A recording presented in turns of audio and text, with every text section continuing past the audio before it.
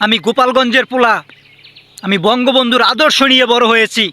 আর আমি কখনো দেখিনি আওয়ামী লীগ হারছে। আওয়ামী লীগ কখনো হারে না।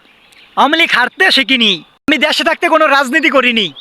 তো আমি দেখেছি আমার জননেত্রী শেখ হাসিনা যাওয়ার পরে যে দেশটা কিভাবে চলতে আছে এবং দেশটা কেমন আছে। আমি বাংলাদেশের জনগণকে বলতে চাই, আপনারা আর ঘুমিয়ে থাকেন না। আপনারা ঘুমিয়ে থাকলে আর বাঁচতে পারবেন না। আপনারা একদিন দেখবেন আপনারা নিজেই মরে গেছেন। আপনাদের বাঁচতে হলে লড়াই করতে হবে। তো আপনারা সবাই এক হয়ে নামেন মাঠে, আওয়ামী লীগের জন্য লড়েন।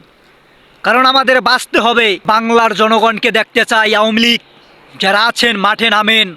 আমরা গোপালগঞ্জবাসী আছি।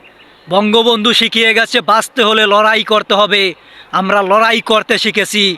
আমরা বাংলার মাটিতে দ্বিতীয় কোনো প্রধানমন্ত্রী চাই না। কারণ আমরা আওয়ামী লীগ থাকতে আমরা খুব ভালো ছিলাম। আমাদের একটাই দাবি, আমাদের জননেত্রী শেখ হাসিনাকে চাই। যে সমস্ত মানুষ আমার জাতির পিতা বঙ্গবন্ধুর ছবি ভেঙেছেন, একজনও রেহাই পাবেন না।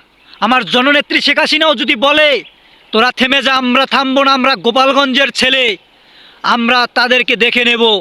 কারণ তারা আওয়ামী লীগের পেটে লাথি মেরেছে, তারা বাংলার জনগণের বুকে লাথি মেরেছে।